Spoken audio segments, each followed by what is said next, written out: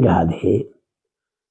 जब भगवान उद्धव को आत्म तत्व का उपदेश दे रहे थे, उद्धव कहते हैं अभी उनको आत्मा के बारे में इतनी संतुष्टि नहीं हुई।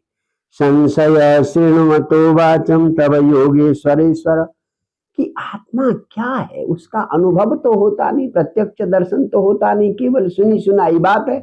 इसलिए मेरे हृदय से आत्मा संबंधी जिज्ञासा मेरे हृदय से दूर नहीं हो रही। बताइए, सूर्य के सामने भी अगर प्रकाश न हो, कृष्ण के सामने भी आत्म तत्व स्पष्ट न हो, तो उद्धव ने यही कहा कि मेरा संदेह दूर नहीं हो रहा आत्मा के विषय में।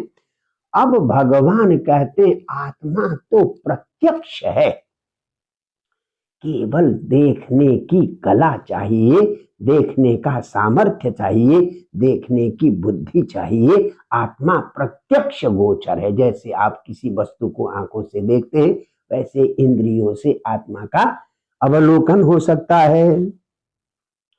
तो सबसे पहले यहां पर नाद ब्रह्म की चर्चा करें। आप हम बोलते ये वाणी कैसे निकलती है?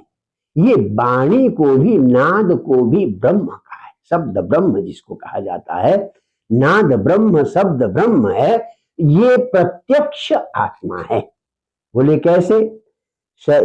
सजीवो विवर प्रसूति प्राणेन घोषेण गुहां प्रविष्ट मनोमयम सूक्ष्ममुपेत्य रूपम मात्रा स्वरोवर्णयति स्थविष्ट।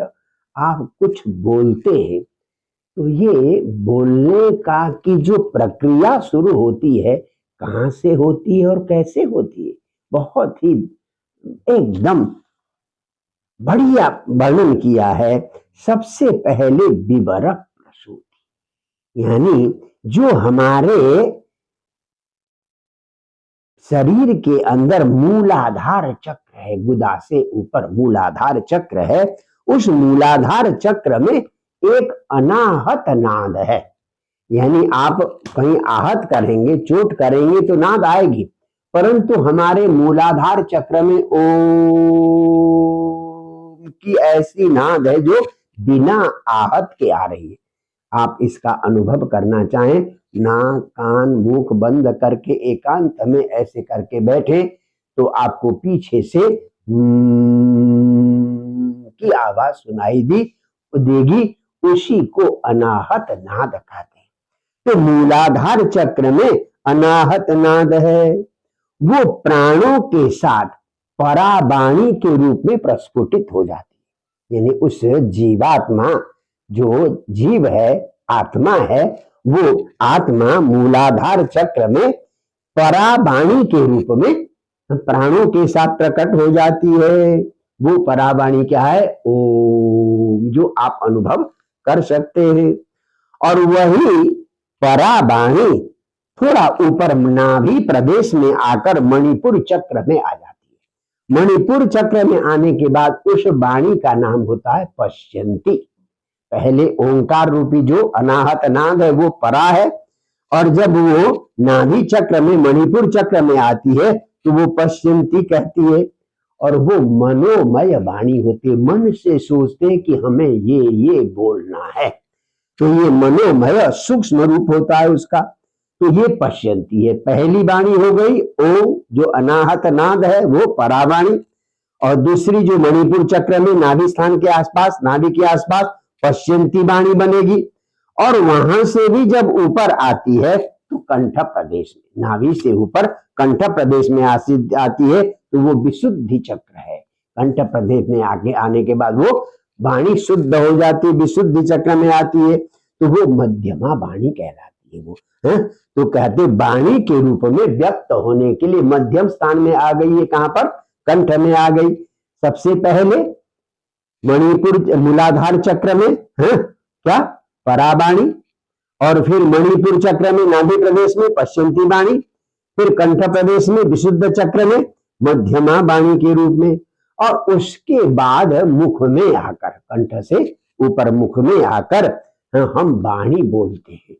तो वाणी कैसी होती है आपने देखा, हमारे यहाँ 3 स्वर है, लघु स्वर, दीर्घ स्वर और प्लुत स्वर। यानी कम समय में जो बोला जाता है, जैसे अ ई उ री, ये 4 वर्ण लघु स्वर है, और आ ई उ ए ऐ ओ औ ये दीर्घ स्वर है। और दूर से किसी को बुलाते हैं, कृष्ण आगच्छ, गोपाल आगच्छ, तो उसको प्लुत स्वर कहते हैं। तो ये 3 स्वरों के रूप में। अच्छा, और बोलने का तरीका भी अलग होता है, एक मध्यम स्वर में, एक बीच वाले स्वर में, एक उदात्त स्वर में। तो उदात्त, अनुदात्त और स्वरित है।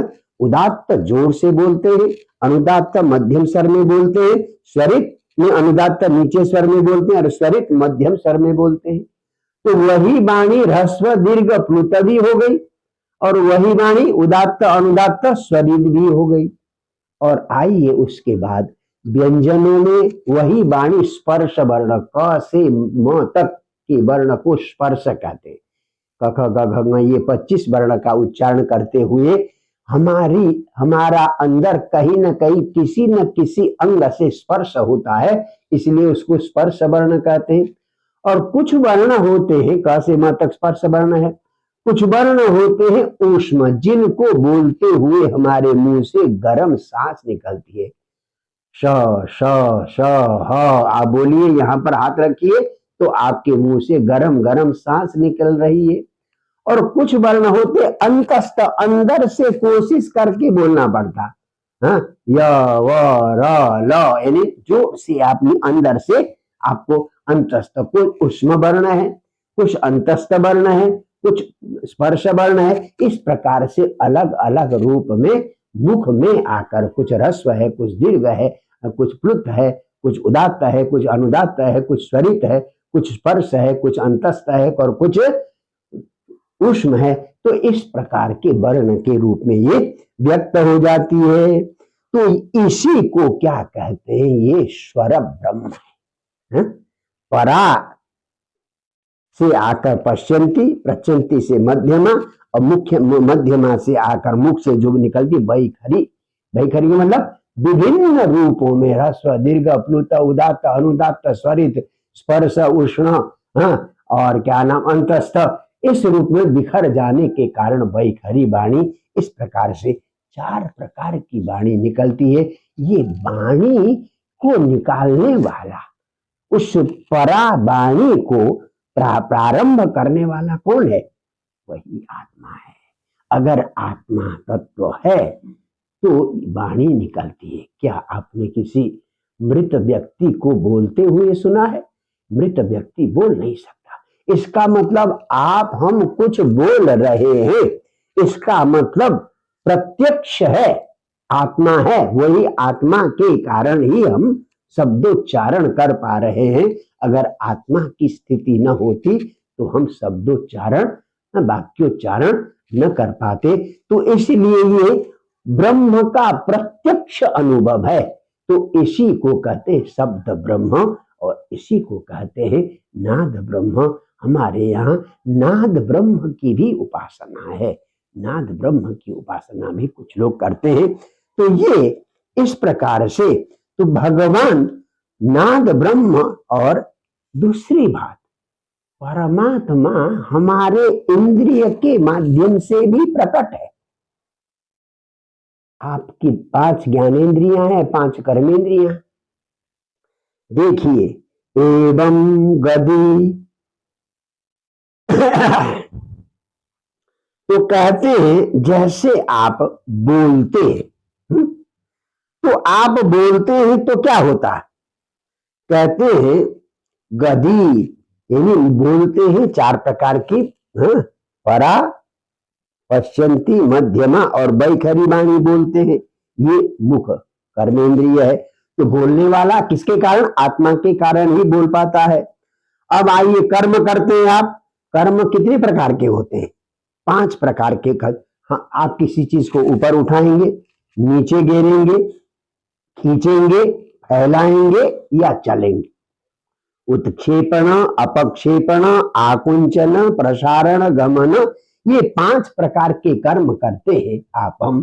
तो क्या शरीर में आत्मा न हो तो शरीर ये 5 प्रकार के कर्म कर पाता है? नहीं कर पाता। इसका मतलब आत्मा है, प्रत्यक्ष दर्शन है। अब आइए गति, पैरों से आप हम चलते हैं, तो तीव्र गति भी हो सकती है, दौड़ भी सकते हैं, मंद गति भी से भी चलते हैं। तो ये भी गति भी किसके कारण? उसी आत्मा के कारण आपके शरीर को गति मिल रही है। अब चौथा देखिए विसर्ग। आप शौच करते हैं, मल त्याग करते हैं, मूत्र त्याग करते हैं, तो ये क्या मृत व्यक्ति मल त्याग मूत्र त्याग कर सकता है? न भक्षण कर सकता है, न त्याग कर सकता है। तो ये भी प्रत्यक्ष और उपस्थ जो हमारा पेशाब इंद्रिय है, तो विषय रति का जो सुख भोगता है, तो मृत व्यक्ति को भी रति का सुख नहीं मिलता। इसलिए पंच कर्मेंद्रियों में जो जो 5 कर्मेंद्रियां करती है वो भी है उसी परमात्मा के कारण है। और अब आइए ज्ञानेंद्रिय।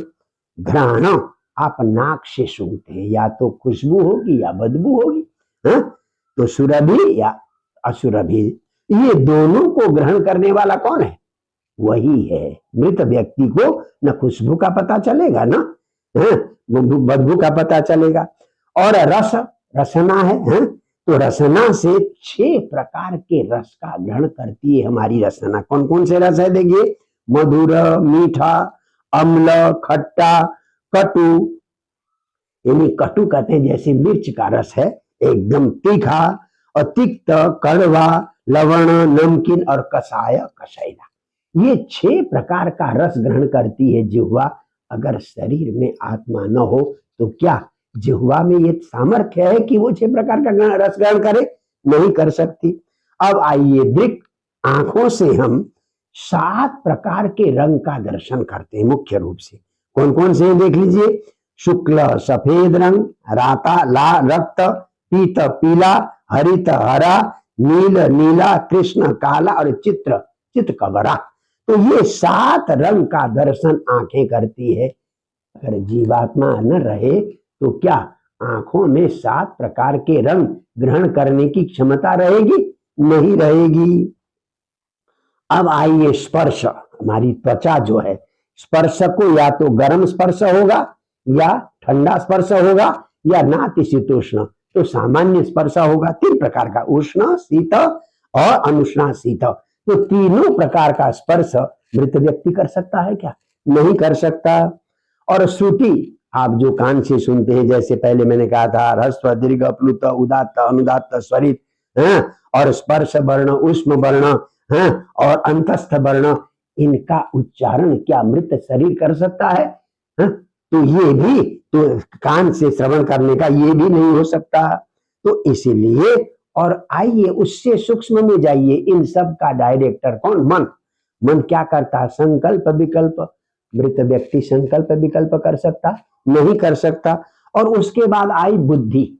बुद्धि का काम क्या है? किसी चीज को समझना, निर्णय करना। तो मृत व्यक्ति निर्णय भी नहीं कर सकता, समझ भी नहीं सकता। और अहंकार, अभिमान करना, मृत व्यक्ति में अभिमान भी नहीं होता। और सूत्र जो महतत्व है वो सबका ताना बुना बोलना मानना, ये और तीनों गुणों के गुण धर्म। उसके बाद आइए तीनों गुण, सत्व रज तम, सत्व गुण के धर्म, रजोगुण के धर्म, तमोगुण के धर्म। और इन सब का मूल जो है जीव, क्या है? कर्ता करण कर्म। करना, कर्ता करने वाला, करण करने की वस्तुएं, और किया जाने वाला कर्म। तो ये सब के सब ये 16 तत्व प्रत्यक्ष आत्मा का दर्शन कराते हैं। आपको दर्शन करने की क्षमता, दर्शन करने की बुद्धि चाहिए। तो इसलिए आत्मा का प्रत्यक्ष दर्शन होता है। ये भगवान ने यहाँ कहा। जय जय श्री राधे।